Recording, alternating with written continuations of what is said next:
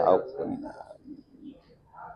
নিৰ্বাচনলৈ এতিয়াও যথেষ্ট সময় আছে, গতিকে এইখিনি কথা আমি সময়ত আলোচনা কৰিম। অতুল বৰা ডাঙৰীয়া, নিশ্চয়কৈ আপুনি বিভিন্ন সময়ত সংবাদ মাধ্যমৰ মই গোটেই বিষয়বোৰ পৰ্যবেক্ষণ কৰি আছোঁ। মই কেশৱ মহন্ত ডাঙৰীয়া আমি নিজেও উজনি অসমৰ বহুকেইখন জিলাত গ'লোঁ, কৰ্মীসকলৰ লগত আমি মত বিনিময় কৰিছোঁ।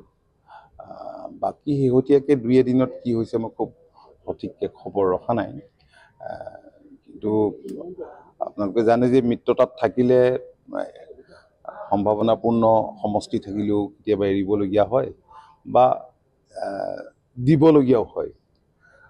মিত্ৰতাৰ ধৰ্ম আমি বিচাৰোঁ যে সকলোৱে পালন কৰা উচিত, কিন্তু আমি মিত্ৰতাত আছোঁ, গতিকে মিত্ৰতাৰ ধৰ্ম ভাৰতীয় জনতা পাৰ্টীয়েও পালন কৰিব লাগিব আৰু আমিও পালন কৰিব লাগিব।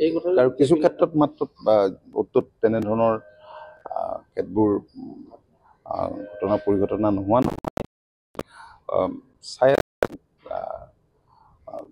মই আকৌ কৈছোঁ যে দলটো শৃংখলাবদ্ধ, আমাৰ দলটো, আৰু এই শৃংখলা ৰক্ষা কৰিবৰ কাৰণে যোৱা 11টা বছৰত মই কোনো কম্প্ৰমাইজ কাৰো লগত কৰা নাই। গতিকে আমি চাম ক'ত কি হৈছে, আৰু দলীয় অনিহখন দলৰ কৰ্মীসকলে মানে দলৰ তৃণমূল কৰ্মীসকল আমাৰ দলটোৰ শক্তিৰ আধাৰ। গতিকে তৃণমূলৰ কৰ্মীক আমি সদায় চেলুট দিওঁ। আমাৰ তৃণমূলৰ কৰ্মীয়ে গণ্ডগোল নকৰে নহয়। তৃণমূলৰ কৰ্মীয়ে আৱেগ থাকে, কেতিয়াবা নোপোৱাৰ বেদনা থাকে, কিন্তু আপোনালোকে দেখিছে যে আমাৰ ডাঙৰ নেতাও আঁতৰি গৈছে, খুদ সভাপতিও এটা সময়ত গৈছে। গতিকে তৃণমূলৰ কৰ্মীসকল আমাৰ কাৰণে সদায় সম্পদ, আৰু সদায় আমি ইয়াত তৃণমূলৰ কৰ্মী গণ্ডগোল আমাক কিবা কৰা বুলি ভাবিলে মই ভুল কৰা হ'ব।